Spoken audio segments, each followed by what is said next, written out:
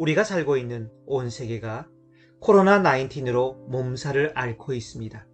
저희가 거주하는 이곳 미국도 예외는 아닙니다. 한 통계 자료에 의하면 미국이 참전했던 세계적인 전쟁 제2차 세계대전에 희생된 미국인의 숫자보다 더 많은 사람들이 이번 코로나 희생이 되었습니다. 정말 안타깝고 끔찍한 사건입니다. 저희 주변에 계시던 많은 성도님들, 특별히 연로하신 분들 가운데 돌아가신 분들이 많고요. 목회자 가운데 소천하신 분들도 적지 않습니다. 이런 소식들을 접하며 우리는 적잖이 놀랐습니다.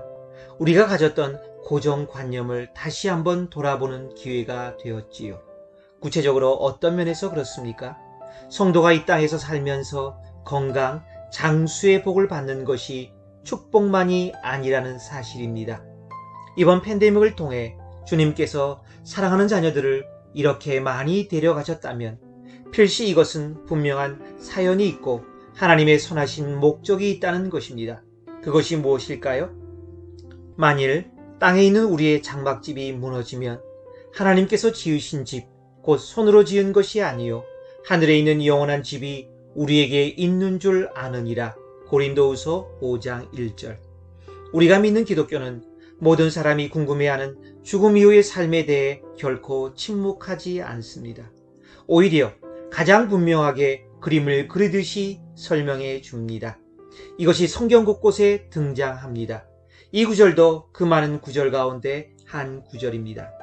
우리가 살고 있는 이 육신을 임시거주형 천막인 텐트라고 가정할 때 그 텐트에 비바람이 불면 기울거나 쓰러지는 것처럼 언젠가는 무너지게 된다고 분명히 지적합니다.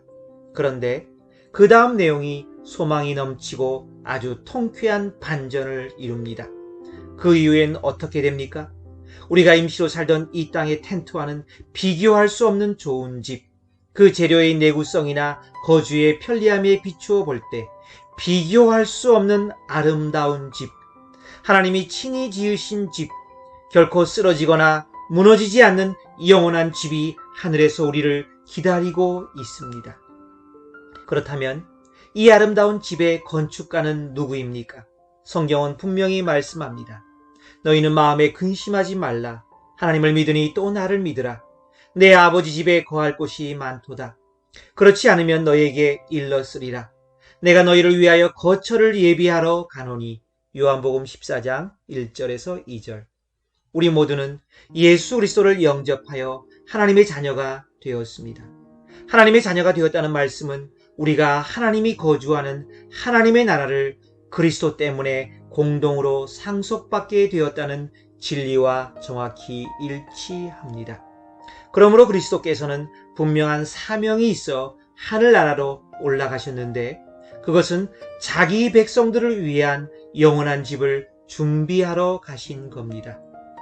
그렇다면 이 영원한 집은 우리 모두가 기대하는 그 꿈을 이루어주는 드림하우스가 되기에 충분합니까? 하나님이 그들과 함께 계시리니 그들은 하나님의 백성이 되고 하나님은 친히 그들과 함께 계셔서 모든 눈물을 그 눈에서 닦아주시니 다시는 사망이 없고 애통하는 것이나 곡하는 것이나 아픈 것이 다시 있지 아니하리니 처음 것들이 다 지나갔음이러라. 계시록 21장 3절과 4절. 이 땅에서 우리 그리스도인의 삶은 포도나무와 가지의 비유처럼 주님과 하나 되어 주님으로부터 보호와 공급과 인도를 받는 풍성한 열매를 맺는 삶입니다. 그렇지만 여러분이 잘 아시다시피 우리가 이 땅에서 아무리 기도하고 수고해도 우리의 삶은 100% 완전하게 주님과 함께 거하는 삶을 살 수 없다는 것을 깨닫게 됩니다. 여러분들 가운데 주님과 함께 동행했던 그 아름다운 삶을 기억하고 그리워하는 분이 계십니까?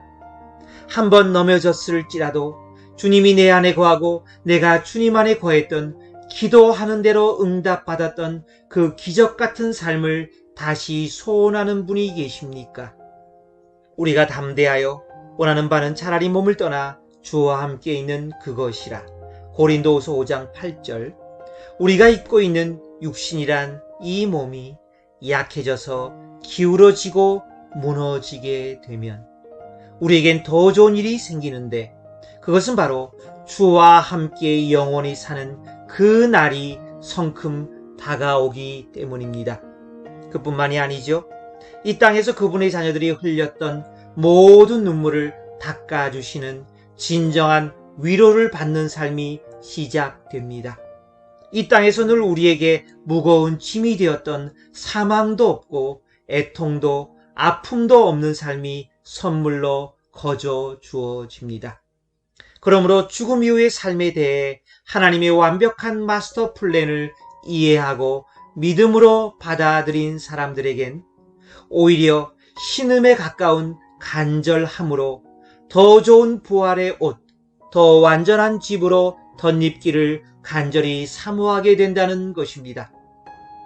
참으로 우리가 여기 있어 탄식하며 하늘로부터 오는 우리 처소로 덧입기를 간절히 사모하노라. 고린도후서 5장 2절. 코로나는 지구촌 곳곳에 아픔과 통곡과 죽음의 아우성 소리들이 메아리치게 했습니다. 또 우리의 사랑스러운 이웃들을 먼저 떠나보내는 가슴 시리고 기억조차 하기 두려운 불행한 일들을 가져왔습니다. 그렇지만 우리 그리스도인들에게는 이 죽음의 전염병 너머에 또 다른 희망 가득한 소식이 기다리고 있음을 봅니다. 그래, 맞아. 우리 이웃들이 이런 일을 당하는 것을 보면 약속하신 말씀이 이루어질 때가 더 가까워진 거야. 틀림없어. 깨어 기도하며 준비하자. 우리 모두가 위로받는 주님 다시 오실 날을 기대하며 살아가자.